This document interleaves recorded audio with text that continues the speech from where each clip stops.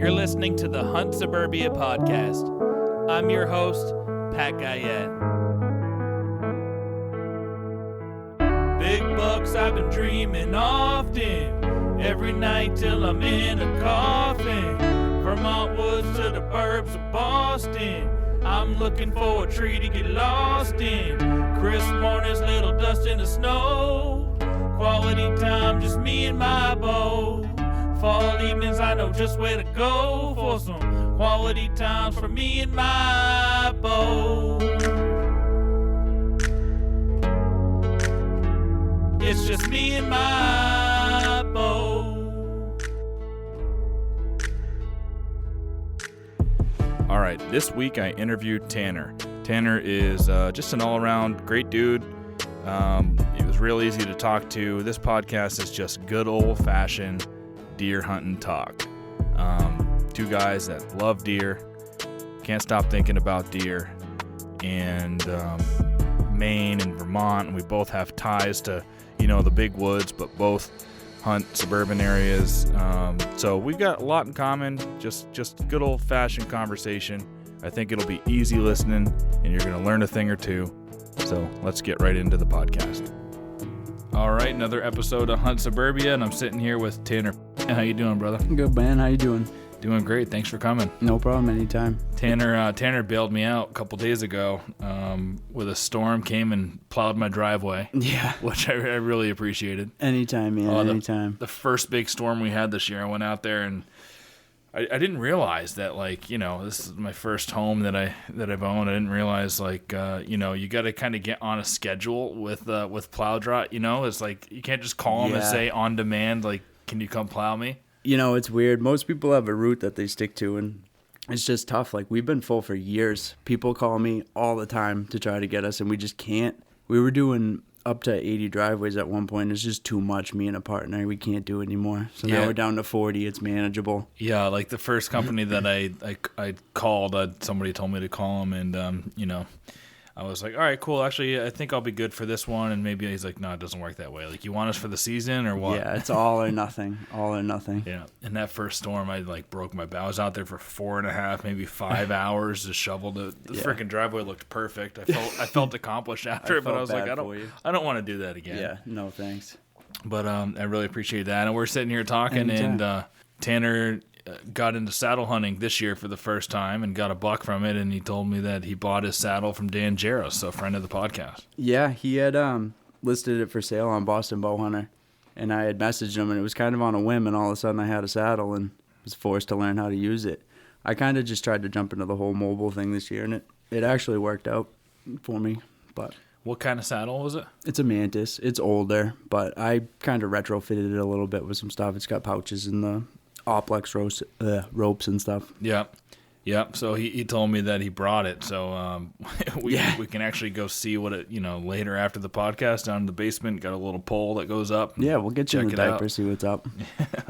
I'm still a beginner, but it's different. How did it go? Different. What did you hunt with before this year with the saddle? And I'm sure you didn't hunt only from the saddle this year, or did you? Did you No, I use your old stands? So with the bow, I did use some of my old stands. I've always hung presets, scouted and just hung the presets and hunted from them. I've had good luck, but I'll tell you, with the saddle and scouting more and more and just hunting more with it and being able to go in different places, I definitely saw more deer this year. I mean, I've been fortunate to see deer, but being able to go in places that I didn't think I'd be able to go to just opened it up a lot more. So explain, what's a scenario that you wouldn't have been able to get to before, but the saddle opened it up? So with my job, I'm out at 3, and the first couple weeks of season with the daylight savings, I can get into the woods a little bit easier. Mm-hmm. So I still have the time to set up, which after it kind of sucks because you try to sneak into your stand, you know what I mean? But I only have so much time. So when I have an hour, I just feel like I'm ruining more than I'm doing anything good. And with the saddle, I'm not going and blowing up the spots that I think are my better spots where my pre-hung stands are that I'm going to go to and sneak into on a Saturday or something.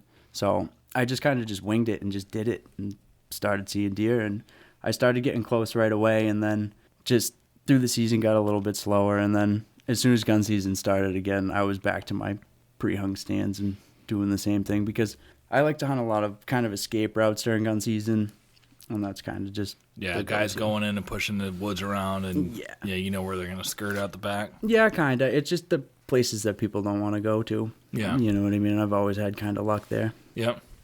So, do you find the saddle to be like quiet as you're going up the tree? Is it, or what's that like? Not at first. It was definitely learning curve. It was definitely a learning curve. I mean, I've used sticks for a long time anyway, so the stick transition was kind of easier.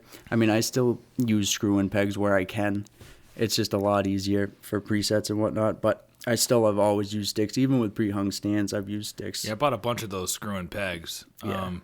I have buckets. They're better than the sticks? Are they, you know, what's the downfall of the screw and pegs?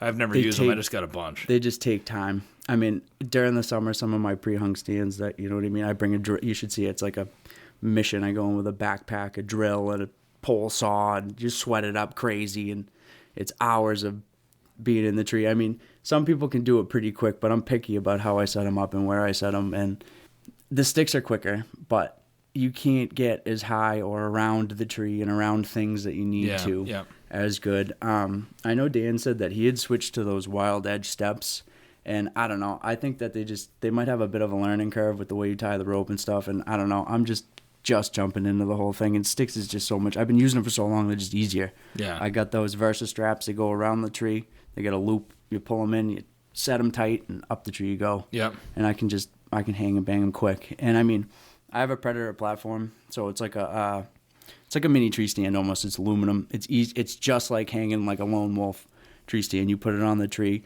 you pull the strap tight, pull the platform up, cinch it down, and step down on it, and it's. Is it tethered solid. Predator or it's a tether? Yeah, I think I just got that same platform. Yeah. Yep. I mean, out of all of them, it's small, but there's still enough room that you can. And I mean, like I said, I was a beginner. I watched a couple of videos and jumped into it, and I honestly didn't practice as much as I should have with it over the summer. But after a couple hunts, it was fine and comfortable. So yeah, I got to make sure I do a lot of practicing in the summer. And I still got to buy all the other stuff. You know, I got the platform. It gets expensive quick, I'll tell you. Yeah, I know it. Maybe at first I thought that like Tethered had sponsored me, and I didn't even know it because this platform just showed up in the mail, and I was like, what the hell? Did they hear me talking about on the podcast? Like, stupid me. Of course they did. Yeah, I was gonna say, I wish it was that easy. Yeah, and, I know. I've looked it up so many times. They sent me one free. Yeah, exactly. And it was just my buddies that I play fantasy football with, and oh, nice. They co-managed my team this year because I was just so busy I couldn't focus on it, and I had a really good team, and we won. So I won some money, and they just bought me a platform. Oh, there you go. One of them's a hunter. He's the one that actually got me into bow hunting years ago. Oh, so. Perfect. It was a great gift. I got a little lucky with that too. I got mine as a gift too. My wife got it for me as a Christmas gift. She's not my wife yet, but fiance. There you go. Got it for me. Well, she's a keeper then. Oh, she's absolutely a keeper. She's half the reason I get to do what I get to do. Yep. So that's awesome. She puts up with me chasing them around.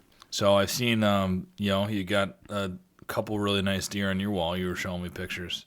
Yeah. So I know you're going to think, a lot of it's luck, but you definitely got some stuff to share. So I'm excited to hear. But do you have any one of those deer in particular that you want to tell a story about?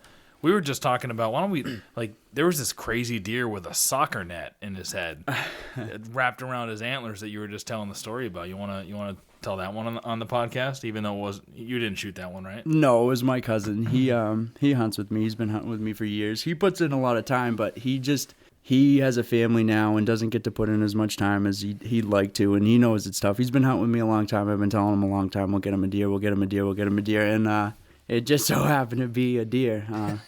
I told him I hope he appreciates it because I may never shoot one. That was his first? That was his first deer. Wow. Absolutely. A deer. Did he mount it with the soccer net in his antlers? No, but I have the soccer net still. It stays with me. That's really cool.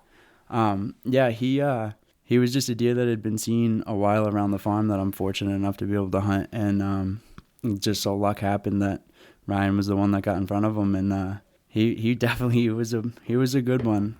He definitely was. A good one. It looks like he has red hair. Yeah, it's funny because when I was just the way it worked out, I couldn't believe that I was with him when it happened. It was just luck doesn't go my way usually with anything, and I mean anything. And it was just, it just so happened that we got to be together with it when it happened. And when he ran away, honestly, I thought he had I don't know. He was grazing where he was feeding out kind of in this field. There was some old swaggle brush and stuff and just some tall grass. And I don't know. I thought he had, I don't know. And when I walked up to him, I about fell over. I couldn't believe it. He must have got, I don't know. You know, it was just like this big orange soccer net and intertwined in his antlers. I think it's a badminton net. Yeah, it had a tag on it for something. I think it was like a low badminton net or something. There's somewhere out there near that farm is somebody that was missing. Yeah, missing a net. Absolutely, it's funny. All right, guess what day it is today, folks? It's Valentine's Day. That shouldn't be a surprise to anybody. And if it is, well, you got some making up to do. You got some splaining to do, as they used to say on I Love Lucy. So today's Valentine's Day.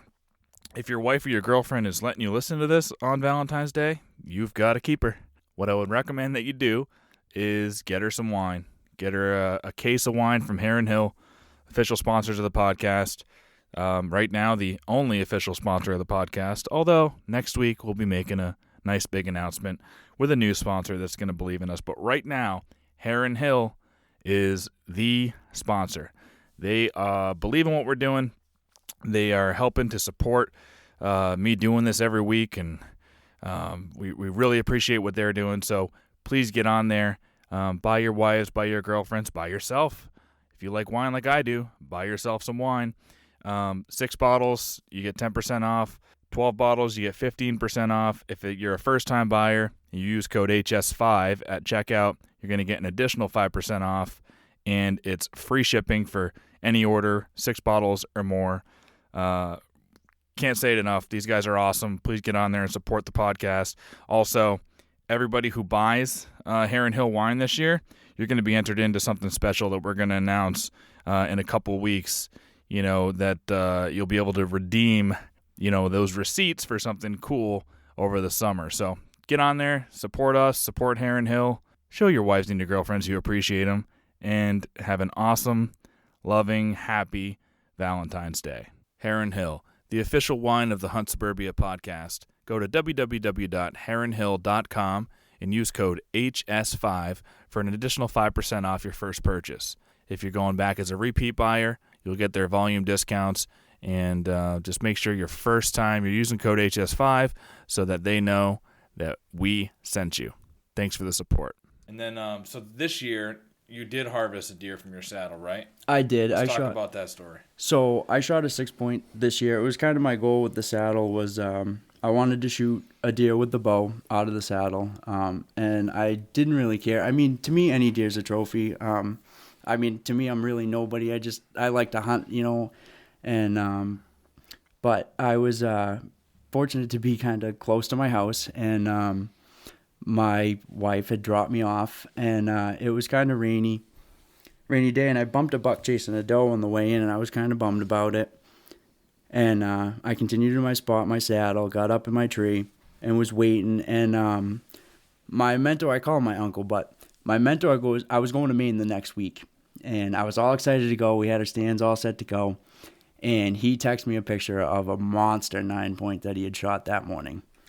And we were supposed to actually go hunting that Saturday, but he had a neighbor issue with a deer. The neighbor shot a deer that he'd been chasing around for a while, and it was a big one. And he's the type, he really doesn't care, but it's the people factor. Neighbor moved in, bought a house, and they butt heads a little bit. No, not at all. No. He'd been living in the same house for, I think, close to 30 years, and the people next door sold the house. Some new people moved in. They were hunters, and they put a stand, just waving type deal at each other, and they ended up shooting the deer, which was all well and fine, but he was just bummed because now he didn't have a deer to chase. So he jumped in the truck and went north, and he's getting old. It was his 60th birthday this year, and you know he's a hardcore man. 4:30 in the morning up, hour before light, walking all the way to his tree stand. He's a warrior, man. But he ended up getting a nice 9-point, right? Oh, monster! Yeah, absolute. Is it better than the buck that he was chasing? Oh yeah, nearby. Yeah, so absolutely. Those big Maine. It works bucks. out, and in Maine you can only get one deer. So one deer, one and done. He was happy. Yeah, he was. So he was like basically my guide the following week. He made sure I was up and out the door, and he was pushing me. So let's talk about that. How did that relationship start? How did he become your mentor? So I had been hunting for a couple years on my own. I grew up racing dirt bikes, and I grew up hunting too, but it was more of my uncles and my grandfather. They'd go to Maine for a year. My dad hunted a little bit down here with the bow and stuff, but didn't really have the time. Mm-hmm. And so it was always Maine camp life. And my uncle has a cabin up north in New Hampshire, and they used to go every year for a week. And it was always, you'd come back. They'd go to Maine too, and you'd see them hanging. They'd have horses hanging out in front of the house, you know. Mm-hmm. And that was all I could ever think about. And but growing up in the town that we live in, it just hunting wasn't a thing. You know, I was like weird that I thought about deer all day long because there was no one else that did. Yeah, that was it. You know, yep. And so my mother. You did, but you had the bug for deer. Oh yeah, since I was as long as I can remember, I've been thinking about deer, but I couldn't chase them on my own. Yep. You know, and then so I got into the dirt bike thing, and then as I got older, I'd been hunting for a little while on my own, but my mother was remarried, and he knew this guy, and he loved hunting. He went to Maine every year, and you'd love him. And we ended up doing a job together. We got to talking about deer, and it stuck. And now he's like my second father. Yeah. Him and my father are best friends, and that's the reason that my old man's in Maine, and you know he'll be up there soon. And, is your dad hunting now or no? He's still never. He is. Yeah, he's still. Unfortunately, he got hurt a couple years ago, so he can't get around as good as he used to be able to. Well, that's awesome. So, I mean, I love the origin stories of hunting, and just the fact that you found a mentor, man. I think it's so important to have a mentor. For a lot of people, it's their dad, but it's not always, you know? It doesn't have to be your dad, man. It can be anybody. It can be your friend. It can be, you know, anything. It's weird because I'm kind of at the point in my career where he's just kind of my best friend. I mean, he's my hunting partner, you know what I mean? And it's funny because he's 60 and I'm 29, you know, but there's really no one else I'd rather hunt with between him and my old man, you know. It's just it's funny, but we start talking deer, and then it's you know it was it. That was it. So do you every night when you're going to sleep, do you think about deer? That's all I think about. It's bad.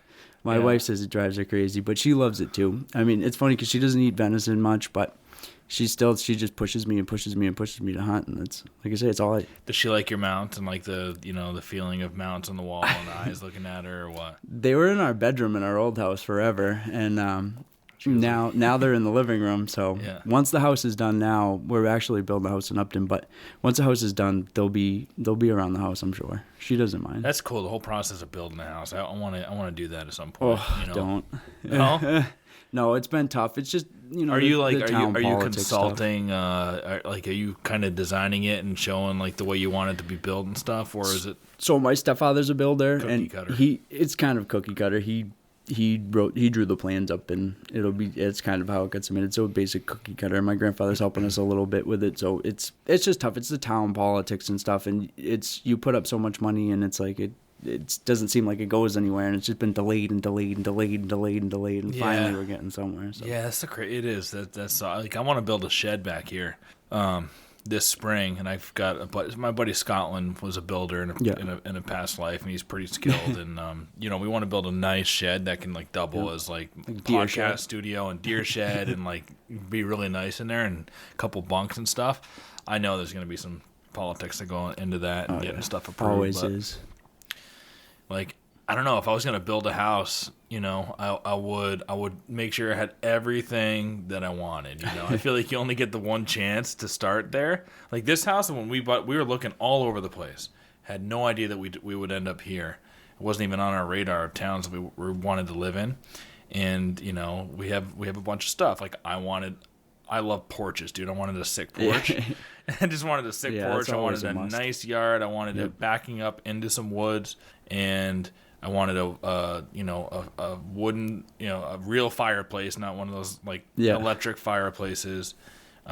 She wanted like a nice big kitchen, jacuzzi, bathtub, all of that stuff. And like this place had almost everything except for like I love a sunroom too and like a screen porch. We didn't have that here. Like if I was gonna build a house, I would make sure it had all that shit. It's probably like 3 or 4 porches. It's always give and take. You're always gonna give a little to get some. It's we turned down a whole bunch. We looked at a ton of houses before we decided. Before this, it kind of just came up that we ended up getting a lot. But we looked at a ton of houses.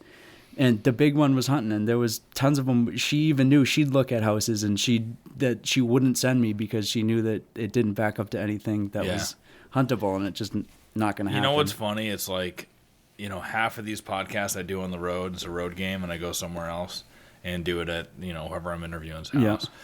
And every single good hunter and people who are just obsessed with deer whose houses I've been to, of course, they back up into woods. It's funny how I thought I was the only one that really thought about that, But no. Yeah, everybody wants to back up into some woods. If you're obsessed with deer, it's like you grow up thinking, I want to be able to walk out in my backyard. Even like if worse came to worse, and it's like, COVID, the whole world shuts down. You got to go find your own, protein and shit, and there's no economy and like digital currency. Everything just like collapses, and it's like. You need somewhere to go. I always want to look. I'm looking for places in Vermont that, abut up to the national forest. If you can abut up to a national forest, that's like my dream place. Yeah, absolutely. That's like my old man's got. He's got 60 acres, but it backs up to some Indian land, and then it's Maine. It's endless. You know what I mean? Yeah, dude. Maine's got so much land. There's nobody to mess with you. It's just, It's I mean, you were just saying tonight when I was texting with you, I'm like, hey, you want to come do a podcast? You're like, yeah, sure. Like, I'd just be on the couch looking at maps anyway. Yeah. And like, I'm like the same thing with me. Like, I look at maps, so many maps, and I love to zoom out far enough where, the map will show you like, all right, it's kind of brown over here. That's like farmland when you see the brown, right? When you see green everywhere. Yeah. The Northeast is so green, dude. Oh, yeah. And there's so much place to hunt. Everywhere. New York is gigantic. New York's got amazing hunting. Mm-hmm. And you just look, I zoom in New York, I'm just like, damn. Like, I know this area. The Adirondacks is the big green circle, on the map. You ever been up there? Oh, I love it. Yeah, dude. I grew up right near the Adirondacks. I've only been up through there one time, and I don't even remember the route, but I was fortunate. I was with my old man, and we were on the motorcycles, and we kind of came up through there, and I'd love to get to hunt up there. Oh, it's such a beautiful, beautiful place. I mean, Maine has my heart, but I mean... So the Adirondacks, and I hear it from Hal all the time on Big Woods bucks, I always thought Adirondacks would be like the dream place to hunt too, but they do have smaller bodied deer for whatever reason, than... Yeah. I guess it's just further south. Than the main bucks, a big buck and that. You can still get 200 pounders there, but, smaller body. They got good racks, though. Yeah, well, Maine, it's, like we were saying earlier, Maine's always usually them wide, short tine, chubby bucks, Yeah. That deer I shot a decent one up in Maine. He was 188 pounds, but he was just short. My father shot one up in the mountains that year, and it was a year old that my father shot, or a year and a half old that my father shot, and a little tight rack 6-point, and he was... long. He was 150 pounds maybe, and he was twice as long as the big farm. The deer I shot was a farm buck from up there, and he was just a big bulldozer. But he was probably only a 2-year-old. He was, and just big. I thought he was 200. I couldn't believe it. That was the biggest buck I had seen at the time. Yeah, it's just the difference of 2 or 3. Right? Oh yeah, absolutely. He would have been 220. He would have been easy. He was just a bulldozer, But so like going back to Adirondacks, like the Adirondacks is forever wild, which means you can never cut it. There's never going to be any of that, it's not going to be developed, nothing. It's forever wild, 1 million acres. That's wild. More, which is wild. But that leads to their only food source really is browse, but the browse is not going to be plentiful because the canopy is so thick because it's old growth trees. But you've got mast, so they must hunting around mast is the food source, and so their racks aren't going to have the potential. That's why Maine surprises me because there's so many cuts, and they do have monster bucks up there. I mean, look at some of these bucks that. Yeah, I think it has a lot to do with genetics up there too, and I mean they just have so much land to roam up there. Some of these deer have just that live up in these mountains. You'll never see them, and they might never see you. It's amazing. You go to some of these places, and I'm sure some of the deer have never seen humans before. Oh yeah, It's incredible. Yeah, they say that there's so many deer that die of old age up there without ever seeing a human that you just wouldn't. Yeah, it's insane. Like I said to you earlier, I mean, if there was one deer in the whole state, I'd still go to Maine to hunt. I mean, Maine has my heart. I love it up there. It's totally different, totally flip-flop, opposite end of the spectrum, but it's just, I mean, it can't beat it. Yeah, but it's nice having a variety of places to hunt, right? Like, I love hunting down here, too. I don't love hunting the suburbs, as much as I do big woods, but like I said, it's a necessity to be around, and hunt close to home, and especially with a growing family and stuff. It's like, you got to be able to, at least if I'm coming back at night and I'm still sleeping in my bed and stuff, then it's better than going away for a week or two and being away from the family, right? Yeah, unfortunately, I can't be in Maine right now. I still got another 30 years or so down here, but I'm so deer crazy. I mean, like I said, how old are you? I'm 29. Yeah, 29. I'm really, like I say, I'm really a nobody. I'm just obsessed with deer and deer hunting and just deer in general. But I mean, we're all nobodies. Yeah, it's just I know, hunters, but I mean, man. I come on this show and there's filling big shoes. There's people I look up to that you've taught. You know what I mean? Sitting in the same spot that I've learned from. Yeah, but there's also people who've never even killed a deer, or like they've had one, and it's like that's all part of the journey, man. And every deer's a trophy. I'm gonna learn something from you tonight, and everybody's gonna learn something. Absolutely, and I'll probably learn something from you. And if I don't, then what I did learn already is don't build a house. Yeah. Unfortunately, I know that's the case. It's just, and that's a whole another story. But at least there's some land to hunt back there. But it gets tough. It's trespassing and no trespassing and signs everywhere and whose sign is this sign, and it's just I mean, like you look at Onyx and I look at my property line back here, and then I look at the posted signs, and posted signs are cuts off half of my land, because nobody ever complained about it before. Yep. I still haven't talked to the landowner yet, but they're absolutely way, like, it cuts half my land off the way that they're set. So at some point I'll if anybody says anything, then but that's why it's tough around here. You know what I mean? It's just tight, and I feel just like everybody's almost against you in a way. I feel like I love hunting, and I'd never give it up, but I feel like sometimes I'm almost like a criminal. Like, people think I'm like doing something wrong, and I ain't doing anything wrong. It drives me nuts. That's the biggest difference about hunting suburbs, man. Yeah, it's like, absolutely. Like, we were talking the other day, and you're like, where do you got to find a place to park. Yeah. And sometimes you're like, listen, I know it's not illegal to park here. Oh yeah. I know it's not illegal to hunt there. Yep. So why do you always feel like, there's a million eyes on you, and it's $1 million you're anxious question. about somebody coming up to you and going, "Hey, what are you doing?" It's just because you don't want any confrontation. Yeah, you just don't want to even be bothered. It's not even that I don't want to be bothered. I'll talk to anybody, but I just don't want to be harassed about not doing something wrong.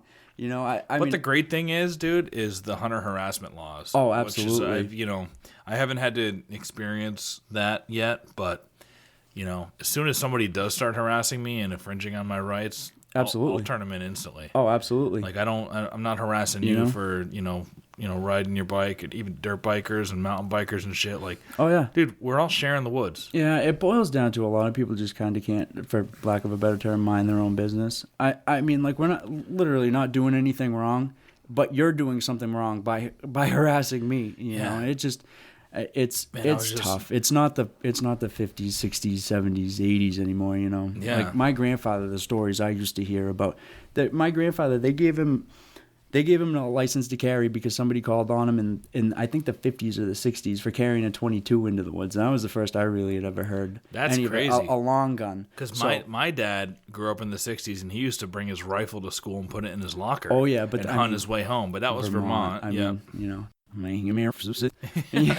what I mean? But still, that was back in the day, and he just went down and they said, well, we'll give you a permit, Joe, so you don't have any problems anymore. But if they, and even back then, just call us and we'll take care of it. We'll come right down. And that was then, and it's just, unfortunately, I've had people stop me and say, what are you doing?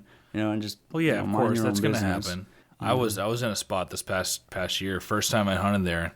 It was totally legal, but he was parking at the end of a cul-de-sac, which I looked at town bylaws too. That's legal. Perfect. But it's like, a cul-de-sac is like your own private little, like anybody comes in and parks, everybody's going to be looking out at you. Neighborhood all the cults. houses, like just by the nature of a cul-de-sac, are looking towards the middle. So there's like literally you're in a fishbowl there. Oh yeah, all when eyes you on park. you. But I wanted to go try it, and I was sitting in that stand, and I just brought my climber in, and it was only for the last hour and a half of daylight. And I'm up in there, and I could tell, like, as I was walking in, one of the neighbors was out on the porch, and I could tell they were like, "What's going on?" Watching me. And then as I'm in the stand, a whole group of people, as it's starting to get dark, but not like it was still like a half hour left of hunting. And I could see flashlights turning on and like 8 people like going into the woods. Posse. I was like, are they coming to are they coming to like talk to me or try to find what was going on? Yeah. And they walked behind, on this trail in there, and I was like, well, my hunt's over. So I climbed down before they got in there and just kind of like stood next to the tree, let them all walk by, and they walked back eventually in the dark and got to their houses, and I just got out of there and left. And that sucked. Like that kind of stuff sucks. It does. It does. It ruins the hunt. It made me, again, feel like I was doing something wrong, even though I wasn't at all. Exactly. They make you feel almost, like I said, like a criminal. That's the closest I swear I could ever be feeling like that. They feel like, I don't know. They feel like, they make you feel like you're doing something wrong. Yeah. Like you said, and it's just. And you never have to worry about that if you go to Vermont or Maine or New Hampshire and go up north, right? No. You pull over on the side of the road and, the next truck drives by. They keep going. They beep and wave and keep going. Yeah. You might have someone cut you off on the next road, but it's so much less stress, and that's what I love about it. But you do get nice deer down here, and it's nice being next to I wish home, there was as many deer in Maine as there is down here, but there's a lot of deer. Well, they talk about the heyday. Like even my mentor, he's been hunting Maine since he was 16. I forget what year he said it was his first season, but he's been hunting up there a long time. He's 60 now, and I think he's got 7 or 8 over 200. And he talks about the heyday all the time, and you see all the pictures. That was one big thing he did, was he took pictures. And he's got albums and albums and albums of pictures they had up at deer camp. And they had a 10 by 20 deer camp with no running water and a wood stove. That's like my camp. But like the size of this room, dude. Yeah. I think theirs was probably even smaller than this room. You know what I mean? And they'd shove 8 guys up in there sometimes, and they'd all shoot deer. Oh, we always have opening weekend at deer camp. We have 10 bunks, and they're usually all full. If not, it's like 9. Yeah, so you're lucky. Second weekend, it's like 7, and a few people drop out, and third week, usually 7 holds strong. Yeah. For all 3 weekends are rifle in Vermont, and then there's 2 weekends of muzzleloader, and that's usually 7 to 10 as well. I couldn't pay someone to come with me these days, man. It's just it's funny. We started out with a couple people, now it's just me, Dad, and the other. It's just us 3 because it seems like nobody wants to come. Nobody wants to hunt anymore. It's it's strange. That's why I was glad. I know, that's why I was glad I connected with you, because it's just tough. Everybody gets so crazy over deer, and they want to cut each other off and do all these. To me, it's a deer. You're chasing a goat with antlers. Yeah. I may love them and get crazy and frustrated and whatnot at sometimes, but still, it's a deer. And at the end of the day, there's millions of deer, man. It's a deer. We were just showing each other pictures. I mean, between the two of us and between 5 or 6 towns, whatever, there's like 38 pointers, and there's just deer everywhere. They're everywhere. All right, just want to take a quick break and remind everybody that's listening, please, if you haven't, go on to iTunes or the podcast app, anywhere that you can leave a review on the podcast.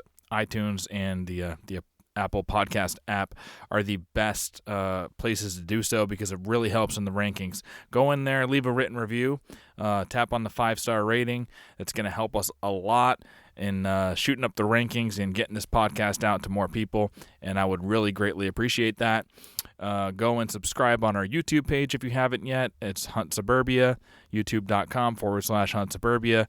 Of course, follow us on all of our social medias. Continue to interact with us. And if you have any questions or anything you want to send me, shoot me an email at huntsuburbia@gmail.com. Really appreciate you guys. So talk about you brought up something that Petrick brought up and a lot of people bring up, right? Your trade, after your day job, right? That you go around and plow. you use that sometimes to get some permission, right? Well, here and there. To be honest with you, I just kind of started into the like real suburban game. I mean, down here anywhere is really kind of suburban, but I still hunted in bigger places or more private property per se. The house that I was living in, fortunately, the houses that I've been living in, I've been able to hunt. And between the farm and a little bit of private property. Did you choose even the house, like the houses you're renting? Did you choose those by being able to hunt? No, I lucked into both. I lucked into both, to be honest. But they were a big reason as to why we got the house that we'll have now. You know what I mean? And the land and the way it backs up. But I hadn't really hunted the suburban game. Another friend of mine had kind of showed me just kind of the ropes and just stopped caring about people and what they were going to say. And because I'd be afraid to park. You know what I mean? And somebody come out and say anything to me. I'd rather just avoid the confrontation altogether than to go in the woods and hunt when I can go. I know I can go, 10 miles away and hunt and not be bothered. The worst case scenario, a hiker might come out of the parking lot and yell at me and say, "What are you doing?" Yeah, because you're right. You got a farm that's not too far away and you can go and not be bothered. Yeah, but see, you say not get bothered, but it gets tough because, I mean, here, like you say, everybody has a tree stand in their backyard, unfortunately, and everybody can walk out their back. A lot of people can walk out their back door and get in a tree stand in a small tract that backs up to the big tract that you've been hunting. That's private property, and you don't even know it. And you get cut off subliminally, and that's how I even got more towards the saddle, was because I was just kind of sick of that. There's other people that have permission to hunt up at the farm, and it is what it is, and I can't tell them to stay out of my spot. You know what I mean? Don't you see people that don't have permission too that get in there, or no? Yeah, that I shot a deer up there a couple years ago. I called the luck buck, and it just so happened that there was some trespassers that they had got dropped off on a road that kind of parallels, and they had walked through, and they had walked towards my stand, and I was in the stand, and they bumped a beautiful 8-pointer right to me, and I shot him. That one worked out. Worked in my favor. Trespasser. But those two stories about the luck, that's the only luck I've ever had deer hunting. Anything else with deer hunting, I've put my time in and earned. Yeah, it's usually just bad luck. Is the farm posted, or the farm's heavily posted? Okay. I'm gonna say, like, in the old time hunters that are different generation than us, they're not using OnX. They might not know where property lines are. If there's stuff that's not posted, then it's like. You get people that are just brazen. They just walk right by them. They don't care. They'll rip them right down. You know what I mean? And they don't. It's not posted for the fact that people hunt the farm. It's posted because they don't want people wandering onto the farm and shooting at them or their family or anything. Not that anybody would or anything, but I mean, deer jump up in front of people and people have different reactions. And people, like I said, people get crazy over deer and all of a sudden the lead starts flying. But. Yeah, I mean, people are irresponsible. Absolutely. You're always going to have that. And then going back to what you were saying earlier, like, just like staying out of people's business. Like, if you park somewhere, like, get over the fact that, like, you're going to might have a confrontation, because you can always, and I forget who told me, but as soon as somebody starts yelling at you, you can say, "Hey, I know my rights. Yeah. I'm not breaking any laws. And by the way, there is a law for hunter harassment. So you keep harassing me, I can report you to the EPOs, and you can be ticketed for that. Yeah, and even arrested. Right? It's like it's a law. Oh yeah, so it's a big deal in Massachusetts. And I've heard that it helps a lot of people, and they will. The EPOs are going to take that seriously. Oh, absolutely, they will, and they will show up. It's just as much if you break a law, they'll show up and knock on your door. That if you're being harassed, they'll think come about it. It's like if somebody was walking on the road in front of your house, and for whatever reason you didn't like the way they looked, you just start harassing them. That's the same exact thing. Oh yeah, same deal. And that's hopefully something maybe I'll take away from this is I need to, not care so much about really what people think. It's just mind, like I say, mind your own business. But the wife drops me off a lot in places that are absolutely open to hunt, but it's just to avoid the whole confrontation.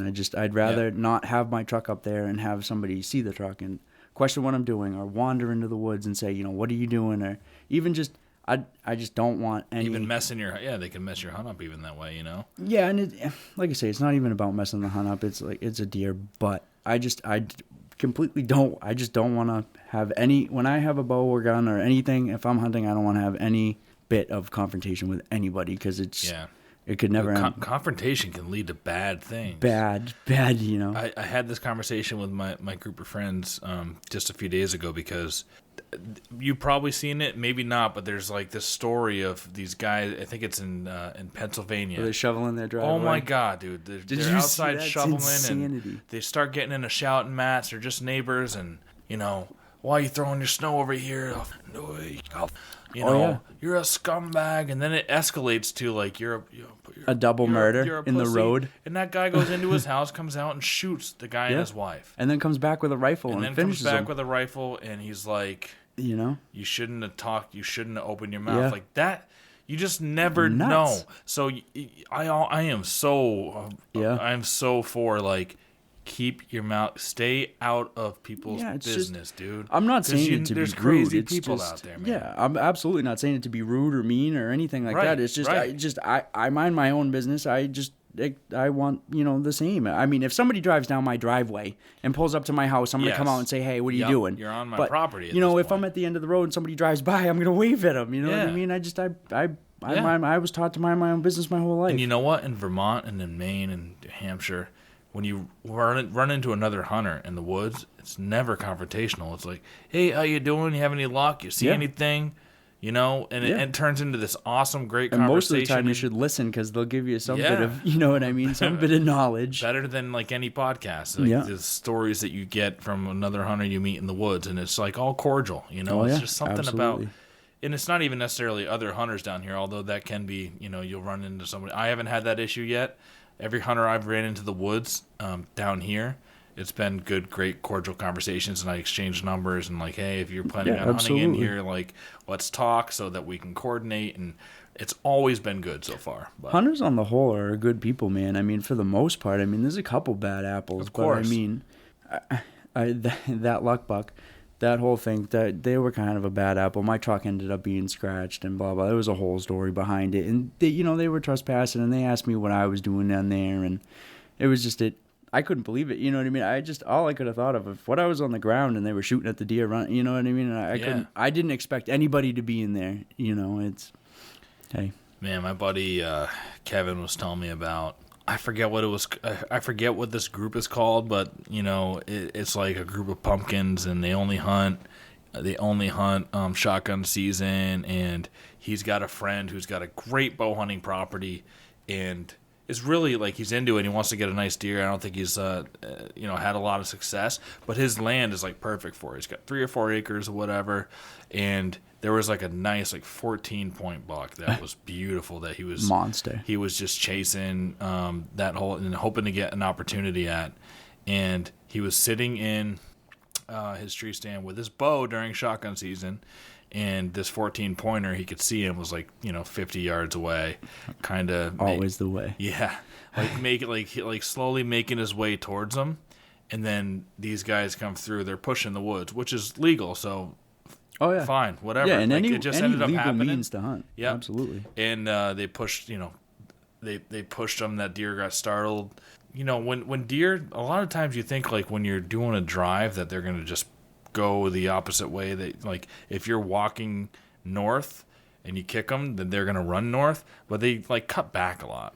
This deer cut back, and one of them got a shot and killed it right in front of him, and he never had the opportunity. They always backdoor those little drives. I forget what he called them, that muster shell and roof them. Yeah, there's a few of them in a couple of these towns that stomp around. These Portuguese guys that just jump in the wood, all power to them, man. They're a couple towns over is just there's a Portuguese army, man, and they're out there. They're out in force, and they're more power to them. I mean, at least they're hooting and hollering, having fun, doing their thing, and I mean, at least they're out there. Yeah, I can't be mad at them. It sucks for the guy that was maybe had a chance at that 14-pointer with his bow, but hey, that's hunting in close quarters. Unfortunately that's the risk you take. That's why you gotta try to capitalize early, because I mean, I never really had luck early season, but a lot of the best encounters I've ever had have come early season, and I just, like I was telling you earlier, just wasn't able to seal the deal on some of them. I would give anything to fill my Massachusetts tags early season so that then I could be like, all right, the first second there's snow, I'm going north to track in Maine, dude. I'm going to try it. and then I don't have to think like I'm missing out on the deer that I've been scouting around, all year. I just want to. I'd love to tag some early ones and then head north with the rifle. See, I'm lucky enough that I save my vacation time. I go to Maine for a week every year, and whether snow or not, I'm going. But I mean, obviously, the Lord of Maine is be able to go up there and track. But I mean, I'll take it anyway I can get it. If there's no snow on the ground or snow on the ground, I'm still going. Don't matter to me. Don't bother me. No way. I mean, we stand hunt up there, and even the guy that I hunt up there that's been hunting a long time, he says the same thing. He goes, man, if I had been sitting when I was a kid, you know what I mean, during the heyday, he goes, some of the deer I would have shot, because when they were, I mean, they didn't do really drives up there. They hunted with a small group, and that's how they hunted. You slip around on a deer trail, and most of the time you'd get one, because there was a good amount of deer up there back in the day, especially where they hunted. Their little group, their little pocket, had the most deer per square mile in the whole state of Maine. You know what I mean? That little farm belt where it meets the mountains, it's north central Maine. It's just loaded. Used to be, and I mean, you go up there and some of the bogs, you can see the trails carved in the edges of these bogs that have just been there for so long, and it's sad because there's not a deer tracker or shit pile in them, and it's like, it's there was what was I listening to the other day that they were talking about, the big cuts, and they cut a whole bunch of territory, but along a big river, they leave a couple hundred they can't stretch. Cut so close up to a river or so something. Along the river, it's still forested on both sides, but everything else was like cut. And like those bogs, if you looked at the bogs from above, you can still see old caribou trails. Yeah, from when the caribou were there. Yeah, I think that was probably Big Woods bucks I was listening to. Yeah, I think I do. I think I remember hearing that too. I think it was Big Woods buck, because they were talking about Lee was talking about the museum and how there's a picture of the last caribou or something that was shot up there. Yeah. I didn't even know that. I love Maine. I didn't know that either. Yeah, there was caribou up there, really? Yeah. It's wild. They were caribou. We used to have mountain lions. Used to be all the way down in Massachusetts. They used to be the top predator on all the deer. Yeah. Now that they're not here, the wolves aren't here anymore. Mm-hmm. We're the top predator. Yeah. We step into that food chain. Yep. And play an important role in it. Yeah, absolutely. And now, I mean, down here in the suburbs, I mean, there's so many deer. I mean, because of the plowing, I belong to some of the Facebook groups on. You guys got plow Facebook groups? No, it's like New a England town. plowers. No, there is like a snow fighters thing. It's stupid, but there's a there's a group, like a towny group, and that was where we got a lot of our driveways from. And the posts about coyotes and stuff is just, it's insane, because there's so many deer, and even in a town like this where hunting's kind of frowned upon, there's so many deer, there's so many coyotes, and they're so brazen now that they don't care, and the coyotes are hunting them like wolves. And yeah, man, there's a lot of coyotes. Tough life for a deer around here, man, between cars hitting them and I wonder how many deer these coyotes are taking out. I shot one chasing a doe this year. Did you? Yep. I know they chase them when they pressure them and shit, but there. those deer get away from them, I think, 95% of the time, 98% of the time. Yeah, they do. I mean, you remember that year we got all the snow? It was 2015. 14 or whatever. We got like 110 inches of snow. There was a place a couple towns over, and there was a big swamp with a big island out in the middle of it. And the coyotes had the deer out on this island, and there was at least 10, 15 kills around the island. Oh, really? Easily. And they were just picking them, you know what I mean? The snow was so bad, it was so deep. And right now it's freaking deep. It's deep, but it still ain't as deep as that year. The deer, I mean, they're still having kind of a good go. But the coyotes have a problem getting through that even. Oh, yeah. They're short.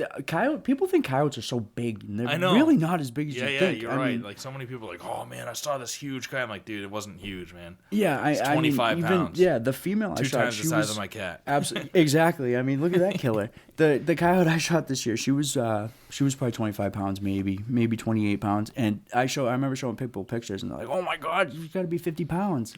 So much fur on them, dude. Yeah, people don't understand. I think the record around here is like 50 pounds or 52 pounds or something like that. Yeah. And that's and a if you go coyote. north, there's some more, that are interbred with. Oh yeah, I've seen some up in Maine that are big coyotes. The guy almost shot one up in Maine last year that was probably all of 35 pounds, big male. But yeah, that's a big one. But there's like 60, 70 pounders and that I've seen in Vermont, New Hampshire, Maine, like big north that have to have some timber wolf in them. Long time ago. Long time ago they bred with them. They say. And on that like whole caribou note, I think I mentioned it in a couple of podcasts too. But it's pretty cool that there's elk in Pennsylvania and freaking West Virginia. I didn't know that. Out in Pennsylvania is pretty cool. I was out there doing some work for a sign company at one point in time, and that was when I learned there was elk out there. I couldn't believe it. A pretty good population, they say too. Yeah, I think the Pennsylvania population's doing not doing so bad. Yeah, that's definitely a bucket list thing. Shoot an elk. I don't even care how bow gun. I don't discriminate. No way. Yep. I know. I think my uncle got one. He got one with a gun. It seems like the way to go now is so many people. The popular thing is to go shoot one with a bow. Yeah. But that's a tough. I'd still rather shoot a big whitetail. I think. I don't know. I'm so obsessed with them big deer, man, that I want to shoot a massive northern, either Canada or just big brute. Yeah, I would love. I mean that. So you brought an antler with you, and that one looks like it's a 155, 160 if there's two of them. I don't know how to really judge it, but that's a monster over there. Yeah, I'd like to shoot one like that. Yeah, what's funny is put it up with your mount and stuff and look at it, that's and it puts it into perspective. He's massive. That deer, local deer, he was hit. I mean.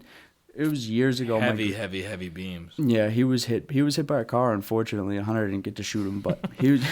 Whose car? It was my grandfather's truck. He wiped out the truck too. But I remember, I'll never forget it. He gave me that antler, and it's funny because we had hunted the similar areas, so that was why I wanted to show you. But like I thought my buck had like a nice G2 on his right side over there, and then you look at this thing. Dude, this one is like, I don't know, 18 it's a inches. Dude, he's like a cheater buck. You look at the thing and you're like, oh my God. And then his G3 is like 17 inches, like just like 1 inch shorter. It's in my room, and I look at that thing every night, and I'm just like, oh, someday that's the goal, Yeah. Oh, yeah. That's always They're around. They're definitely around. I've been close a couple times, but I mean, it's so hard to get in range, especially with a bow with these deer, And the more I realize, the more I meet more people through the podcast and stuff, there's just a lot of good hunters around, and there's more people than you think, and they're in every town, every backyard. It gets tough, and these deer aren't even. Sometimes it seems like that they're not even really in the woods anymore. That they're smart, they've caught on. They're so tucked up tight to these houses that sometimes you can't even get to them, and these deer will just. You'll get pictures of them at night and all kinds of, and you can't hunt them, and especially in places that they're going to be in daylight. It's such a small window that you have to kill them, but their range is so big, but yet it's so small at the same time that there's just such a small window that you might have a chance to be able to get them. And if I could figure it out, man, it would be, It would, like I said, I mean, I wouldn't be hunting anymore. Yeah, I've been lucky, and I've earned a few definitely over the years, but.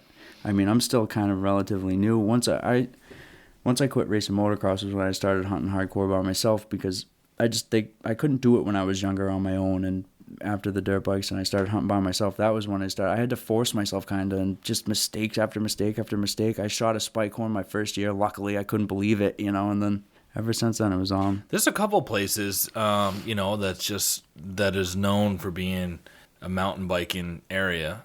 Right, and there's trails everywhere, and I always wonder, all right, the deer in there, they have to be more used to people because there's so many people on mountain bikes all the time and so many trails. That they're in there. There's a bunch of deer living in there, but those are hard places to try to figure out to hunt. I just haven't even tried to tackle that. Those deer, I think, are I call them kind of bird feeder deer. Those are the smart deer. You know what I mean? Those are the deer that are in people's backyards and stuff, but they live in these.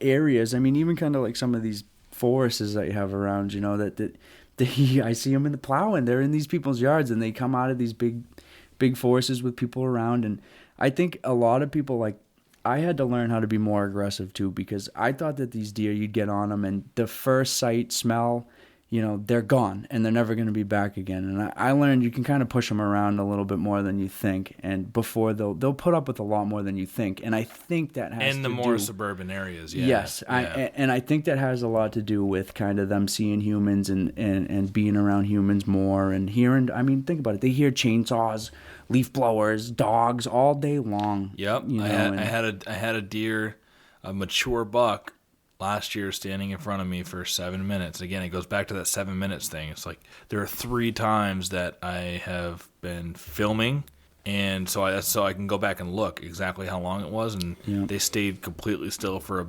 7 minutes, give or take 5 seconds even. It was like that close. Oh, and absolutely. This buck was standing there, and all he had to do was take another step. And then I heard the neighbor's dog got let out the back, and that dog just started barking so loud. And that buck didn't care. I mean, he'd heard a million dogs barking, And I've been in a different stand, in a different spot, and the houses there, even 400 yards away, but I can smell that they're having Thai food. The wind hits perfectly, and I'm like, damn, someone's got some. Yeah, the old man steps out on the deck to rip a butt, and you can smell it from 2 miles away. It's like, geez. Yep. If the wind hits right. Oh, yeah.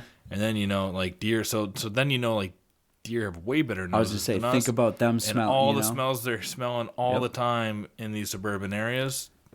That's why I say, I really learned they'll take more than I think people give them credit for. You know what I mean? I think people think that they're very smart. Don't get me wrong. They'll outsmart you 10 times out of, I think it's more important, like, when they're there, they can smell how close stuff is, I think they'd be able to go, that Thai food is 475 yards away. All right, I'm safe. I can let my guard down. But if it was, like, close, that'd be more potent for them. Yeah, I was always taught they could thought that they could always smell like, we smell, someone's cooking Italian food, but they smell every ingredient. Yeah. And that's kind of, they can kind of decipher from that way. But I also think that you can not so much fool them, but if they think you're less of a threat than you really are. I mean, I've hunted them in a couple places in the backyard where I've had deer come across my scent trail and run the other way. I mean, not even begin, just gone. Turn around and bolt. See you later, bye. I've had deer stop, sniff it, keep going. I've had deer stop, sniff it, and follow me right to my tree. Yeah.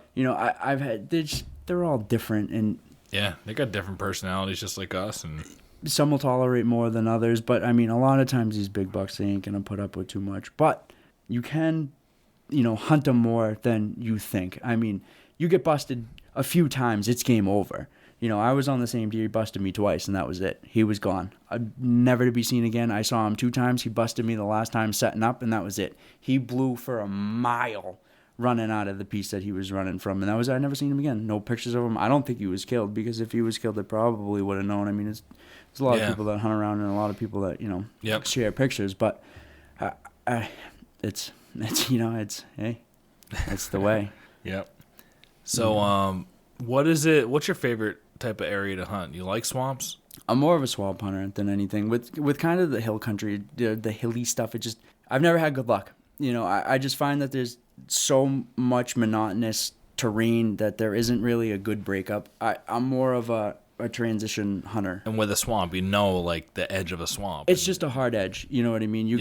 And I always try to, the best places to me have always been the places where there's multiple different types of transition that meet. There's, just say a swamp, there's a hard ridge, or there's something that they're using. There's a reason that they're using that swamp, and there's a reason that they're traveling the that edges of ponds transition. Or lakes and stuff like that goes up to a hard ridge with a cliff. Where you got two places that are edges that's going to funnel deer no matter what. Yeah, and they're usually always going towards something for some reason. It's always an A to B thing, and a lot of people either set up in the A or they'll try to set up in the B. I'm not stealthy enough to be able to push into the bedding as tight as some people do. I try to trap them in between or ambush them in between and use some sort of feature to my advantage. If there's a hard ridge that they're feeding on oaks on or a knob that they're feeding on, I'll try to get them before that. But the sign has to be there too. It's a tough thing. Do you watch any Hunting Beast stuff or listen to?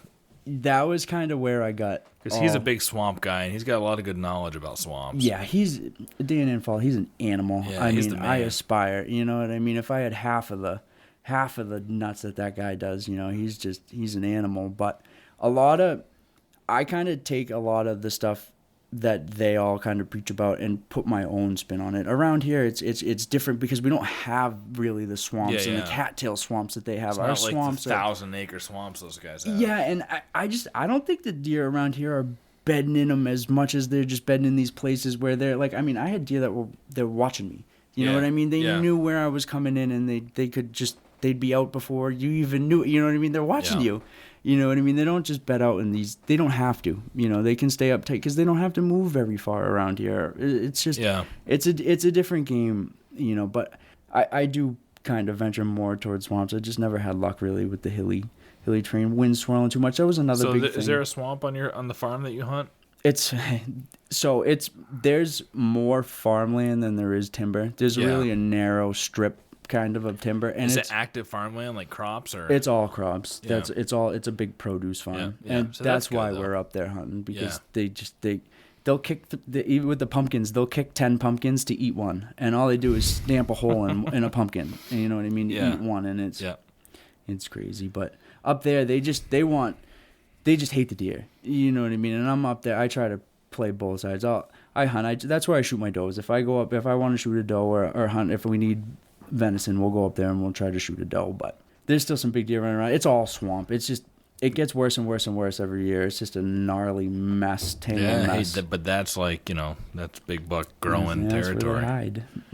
Yeah. They don't so much spend a lot of time in there. It's more of a connecting piece between pieces, and that was kind of a big draw to it. But like I said, there's a couple other people that hunt up there, so we kind of strategically hunt up there. There's, one person hunts kind of the middle, and 2 other people hunt one end, and the other people hunt the other end. And it's kind of, you don't see the same deer, but you kind of see the same deer. And that was why I kind of started to move to the saddle thing, because I had 5 or 6 preset stands, and I was just limited to, that was where I was hunting, and I couldn't really, felt like I couldn't go anywhere else. I couldn't branch out, and that was, I needed to start just go into an area and hunt.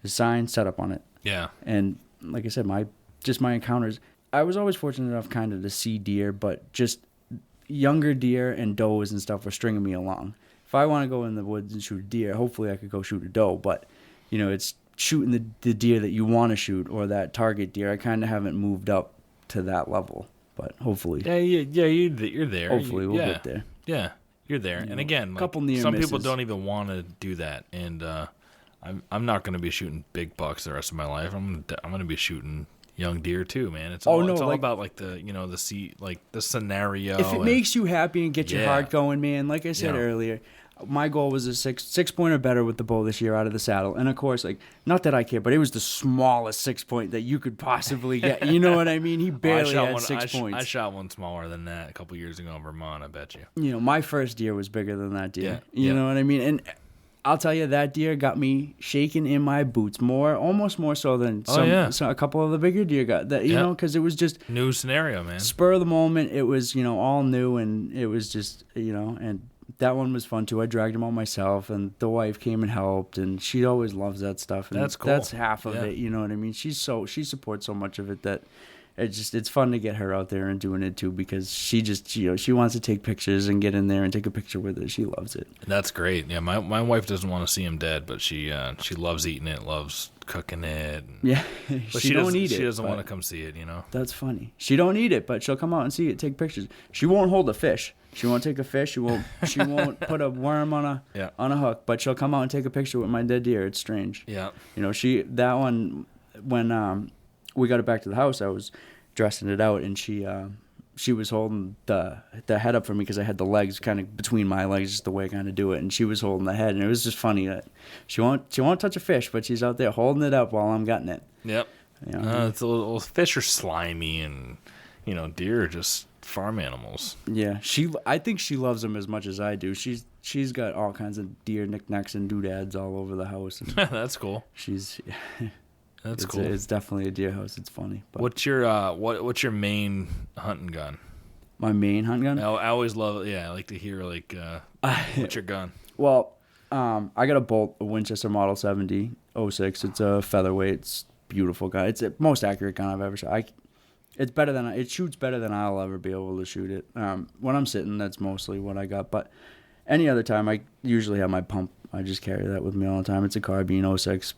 Got a light power scope on it, but I've 7600 or 7600. Yeah. That's my gun, man. It's the gun. Once I started shooting that, I don't think I'll shoot anything. I mean, no need to shoot anything else. Although I got a 7600 in chambered in 35 Whalen. Yeah, I saw that. Yeah, I was a little jealous. That thing is freaking awesome. It kicks like a mule. I still got to clean that. But I'm not going to put a scope on that one. That's going to be my bad weather gun. If it's like going to be snowing or raining, don't have to worry about a fogged up scope. I got one of those. That's going to be my tracker gun. I got a 30-30. It's a youth model, but it fits me so good, and I call it my paddle. It's a Marlin. It's a Marlin. It's a Remington Marlin too. It's kind of a half a junk one, but it shoots. It shoots true. Yeah. The finish on it ain't really that good. Killed a lot of deer. Oh yeah, absolutely. I mean, arguably the 30-30 has probably killed more deer than really anything. But that little gun, man, it's got like a, I don't know, a shitty synthetic stock on it, but it's just my trash gun. If it's rainy or nasty out, I'll carry that. Not that I care about it that much, but it's a good beater gun. But does it have a scope on it? No scope. Yeah, right. No scope. Yeah. Peep sight. Yep. Williams peep. Yep. So if anyone listening is, just a bow hunter and hasn't got into, rifle hunting, it's like there's scenario like if you're hunting in the rain, you're hunting in a bad snowstorm, or even it recently snowed. There's you get a lot of snow in your scope, it fogs up all the time, or it rains, and that can be the difference. Like trying to find a deer through a fogged up, rainy scope.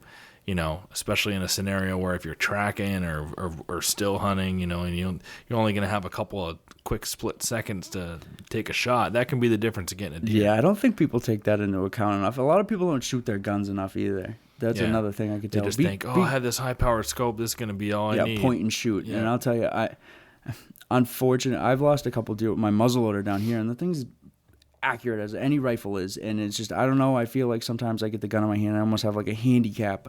I don't know, with the bow, I knock on wood, I haven't lost a deer yet with the bow. I know, I've always felt a handicap with the muzzleloader because there's a chance it's not going to fire. It's not even the muzzleloader. Luckily, I haven't had one not go off yet.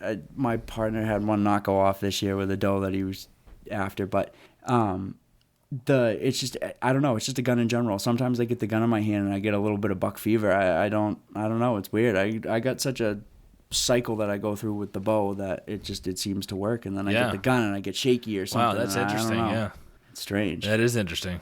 I wonder if you're like subconsciously thinking like, oh, I'm in this state that people are, I think it's just you think the gun is easier. You think it's just like a surefire thing, like, oh my God, there's a deer, point, click, bang, and that's game, end game. With the bow, there's so many factors that you just don't realize it. What do you got what's your bow again? It's a Matthews. It's a kind of an entry level. It's a Z2, I think it is. I got it a couple years ago. I upgraded from a Bass Pro Bear, and I just shoot the shit out of it. Yeah, and it shoots true and good. Yeah, I don't think I'm gonna be upgrading my bow anytime soon.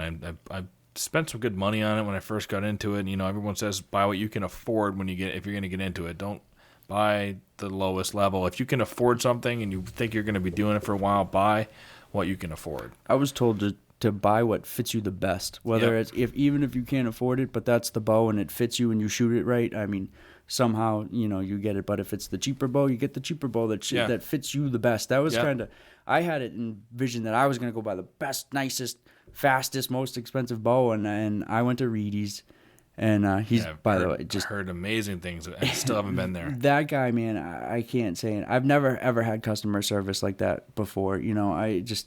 Incredible. But anyway, I went down there and he set up a bunch of bows for me to shoot because I'm like, I want this one. He's like, nope, you're gonna shoot this, pick out 4 bows or 5 bows, I think it was, that you want, that you think you want, and shoot them. And there was a couple that he set up, took time, 15, 20 minutes, a half hour to set up for me to shoot. And I shot 2-3 arrows through them and just, nah, I don't like this one. It's not the one. Good. And he'd put it back, and then finally I shot my bow and it just so happened to be that one. And it fit me and it shot right. It just felt right, yeah. Now it feels like a gun to me. I pick it up. I shoot a little bit here and there. I try to stay fresh. I try to fling like 3 arrows or so, through the week, maybe once or twice a week, even all through the summer. I don't shoot as much as I should. I'll be the first to say I definitely should shoot more, but I get like almost in my own head when I'm shooting with the bow. I'll shoot, a couple bad arrows and think that I'm doing something wrong, or it's the bow, or it's this, or it's that. And I found to just shoot a couple arrows, stay fresh. And yeah, I mean, when I started,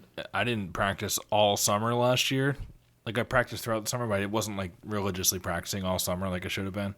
And then as I got more and more into it, in August, started picking it up more. And I was just way off, and my string was smashing against my slapping your arm. Yeah. Yeah, and I was like, "What the hell? What am I doing wrong?" It's just because I wasn't keeping up with it continuously. Yeah. It's kind of strange. Like I said, I definitely should shoot more than I do, and I'm not saying for anybody to shoot your bow, practice. You know what I mean? Be proficient with it, but I can pick up my bow and shoot 3 good arrows. Yeah. You know what I mean? Today, and I haven't shot it in a while. I could go tomorrow and shoot 3 good arrows. It's just I'm so comfortable and confident with that bow, and I've shot it so much that I know that I can pick it up and shoot it well. That I still practice with it. You know, you got to keep your form up and because you just once you get the same repeat down with it, it becomes a lot easier. Yeah, my buddy Scotland, who just got his bow and he's got his bow license. He's hunting next year.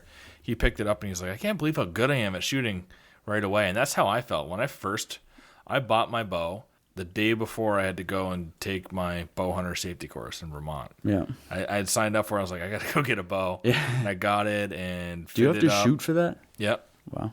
You have to shoot for it. And I practiced in my dad's yard with just a block on the ground. And I was, once I got it all sighted in perfectly, because we only sighted in like the 20 in the bow shop. I got home and sighted it in. I felt super confident to the point where in the bow class we sit through all the boring stuff and talking about everything. And this class was nice too, because after the the classroom stuff, then you go shoot for a while, and then they give you a blood tracking course, which was cool. Oh, really? Yeah. I didn't have that. I took mine here when I forget, I was young. I think 15 or 15 and a half. I took it at Club, and I was young. I forget, my grandfather took me. I really didn't even kind of want to go, and I mean, I thank my grandfather for that. He's gone now, but I mean, he dragged me to that, and I didn't, like I said, I didn't even really want to go, and I can't believe thinking back on it now that I did. But I wish we had like a blood tracking thing with it. It was just a cut and dry course. It was cool. But when we got to like the shooting part, everyone brings their bows out, and we start out like 20 yards, like from an elevated thing, and shooting at a 3D deer target, right? And everyone shoots a couple, and all right, everyone's, not everyone, some people sucked, but most people were fine there. Then we go out to like, I think it was 50 yards. He brings everybody out 50 yards flat on the ground, and he goes, all right, who thinks that they can hit it from here? And I was like, I just raised my hand. I was like super cocky. Confident. And I was like, yeah, I think I can. So he was like, all right, step up. He's like, all right, now I want everybody I'm going to make an example out of this guy. All right. And just show you that like your effective range is your effective range. And he thinks he's going to hit it here. And he's like, then they put up a board, in front of the deer, and only like this like 6x6 inch where like, the vitals are. Like the steel deer. Yeah. There was like the opening there. He's like, all right, give it a shot. And I shot, and it went right through the middle of it. Perfect. Oh, yeah. At like 50, cocky, huh? 50 yards. And he looked at me. He goes, all right, that was a good shot. Yeah, he didn't know what to say. He goes, when did you start shooting? I was like, yesterday. I bought my bow yesterday. It was luck. Yeah. But then he's like, all right, shoot another one. And shot right through it again. And I was like, jeez. And he was just shocked. And he's like, all right. Somebody else want to come? He was like, I'm not going to make an example. Now, I'm not a tremendous archer. Those 2 shots were lucky, but it was just a you say that, but that story. bow fits you, and you can shoot that bow. Yeah, and that goes back to that. You're right. Thanks for tying me back to that. That like in the beginning, it just feels like something can feel supernatural, and you can get really confident with it. Man, but if it ain't you don't broke, practice, don't fix it. But I mean, like, I'm not saying don't practice. That's just how I am. I can pick my bow up, and I could go pick my bow up tomorrow and shoot it. And I definitely, for sure, you got to practice, right? But it's like I like to. A lot of things that I find with hunting, I relate back to golf a little bit. Like I golfed for years, and I was really bad for years. I started to make some improvements in the middle years of golf, and then like 2 years ago, when I started practicing a lot more, like a lot more than I ever did, I got worse. When I over practiced, I did get worse at golf. Like, I was like, shit, all right, I gotta improve now. I've never hit a driver. I gotta pull the driver out and try to figure this out, right? And once I learned the driver, all my other, like my iron shots and everything, they completely shit the bed. I was shanking everything to the right. Driver was okay. Everything else was terrible. Yeah, it frustrated me so much that I quit. I haven't picked up a golf club in like 2 years. But I'm more into bow hunting now too, and it gives me more time at bow hunting. But that was kind of my big downfall. You can't overthink it. I got that way with hunting with sometimes too. It's like I would overthink things so much, and then I wouldn't strike, and then I'd blow my opportunity. And you can't overthink stuff like that. Then you get in your own head, and you'll blow it up for yourself. You'll just screw it up. That's like hunting's a big mental game too. You got to learn how to kind of try to block things out and try not to let them bother you, because they'll just eat you up. And it's, buck fever is real. Yeah, definitely real. In more ways than one, just with everything. It's just deer fever. Absolutely. So what do you? We'll wrap it up with what are your goals for this year? Last year you wanted to get a 6-pointer better from your saddle. This year, my goal. I don't think I'm going to do this every year, but this year my goal is to get 2 8-pointers or more. I'm not going to shoot anything unless it's like a monster 7 or like a Yeah. But 2 8-pointers are big, better. you'll get it. Yeah, and that's my goal, and I also want to get one from a saddle. There you go. Well, you're persistent. I'm sure you stick at it. You'll do it. My goal is really, I just want to, just keep getting better. Just keep getting better and better, and get out of my own head and learn how to be more aggressive, I would think. So more saddle hunting.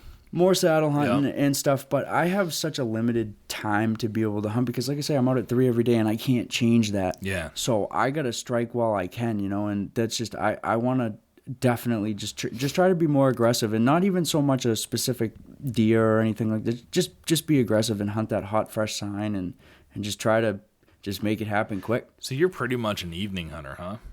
Unfortunately, yeah. I get a week, like I say, up in Maine, and that's when I do, most of my, we hunt up in Maine. I hunt hard up in Maine, and but I Saturdays, any morning that I can. We have, fortunately, it's a union job too. I mean, so a lot of guys like evenings though. So I'm kind of 50-50. I'd have to look back, but I think it's funny you say that too, because I think, thinking about it, most of the deer I've shot have actually been in the morning. Every deer I've killed has been in the morning. And most deer activity I do see is kind of more in the morning. But now that I kind of started getting better with the early season thing, though, I've had my best encounters with bigger bucks have always been evening, and always real close to last light, and always kind of once I kind of transitioned to more scrapes and hunting scrapes and stuff, that was kind of how it just more of that was better. Yeah, they start they hit the scrapes when they get up out of bed, and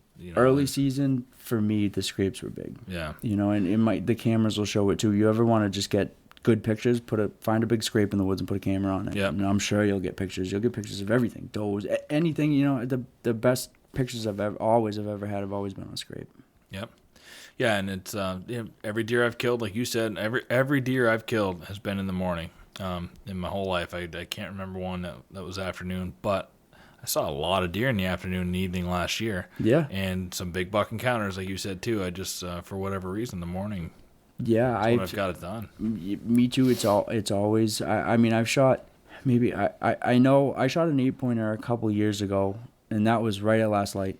I was an evening buck, same deal, up out of his bed. That was a beast hunt, and I didn't even know it. I got lucky. Yeah. I had a kind of a stupid wonky ladder stand that was up behind the house, and I had pictures of this little 8-point that was kind of hanging around, and he was bedding in the same spot and hitting the scrape kind of on below these houses, kind of like a little ridge below these houses, and he did kind of the same thing, and I got lucky. He came, it was the same deal, point A to point B, and I ambushed him in between, but yeah, it's just, that transition. Yeah, that's what it is. Cool, man. Hey, I think that was awesome. That was a great yeah, I was a little nervous, but it kind of got easier at the end. I feel like I could talk deer all day, but I get like...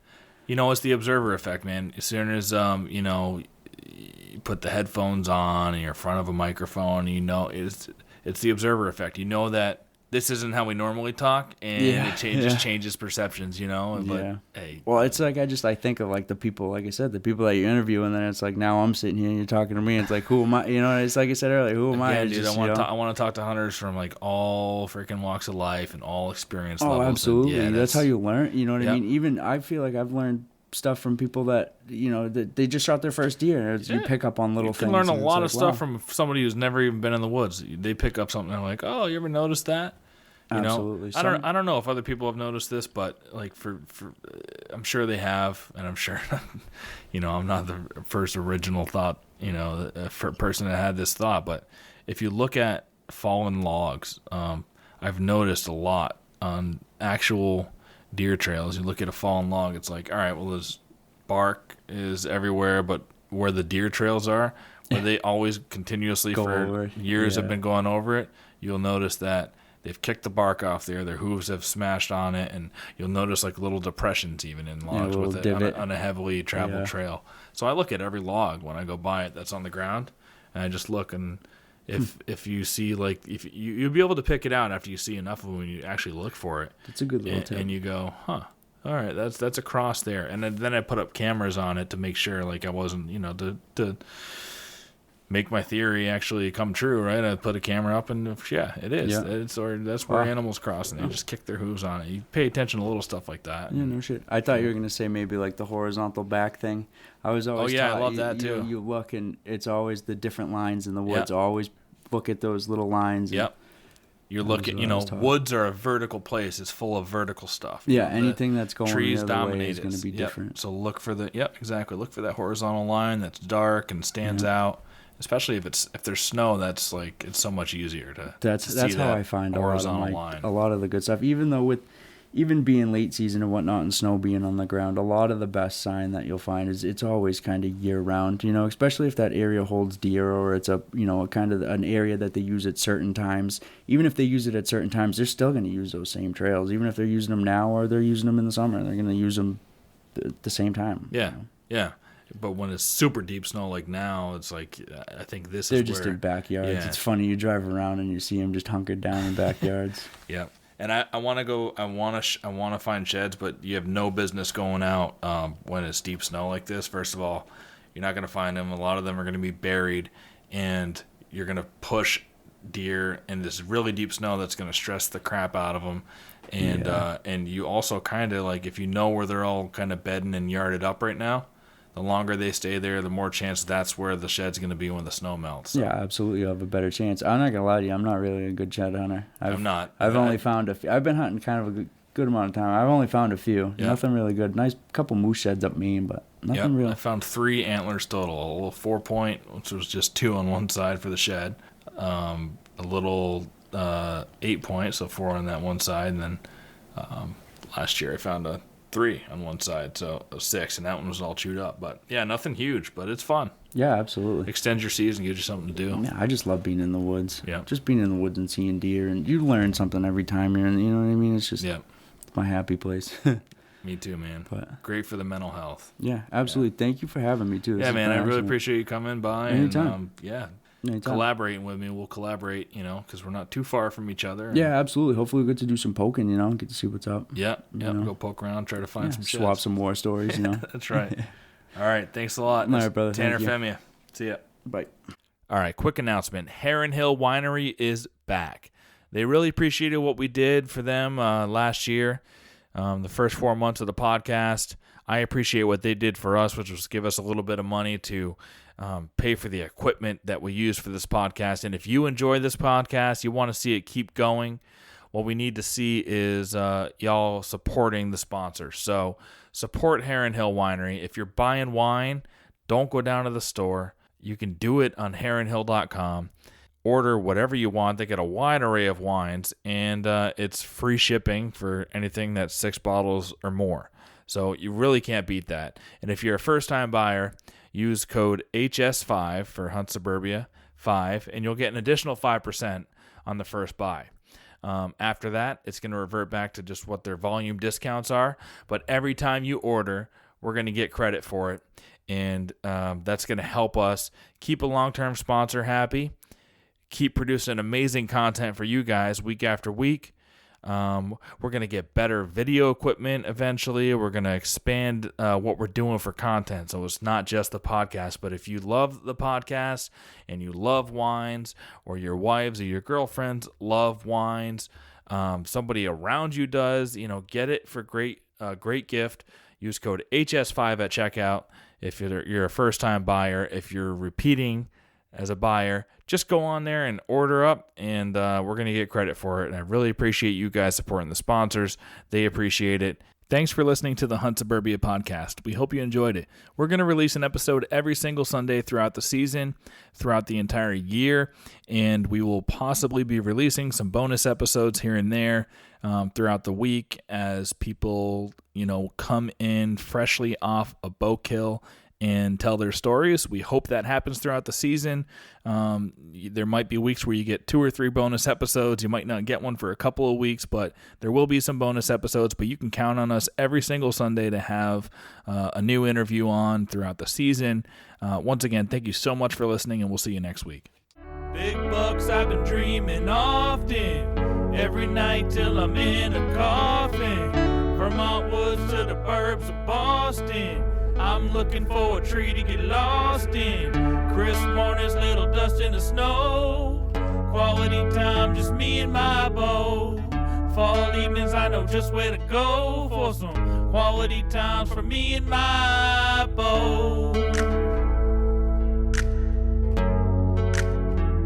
It's just me and my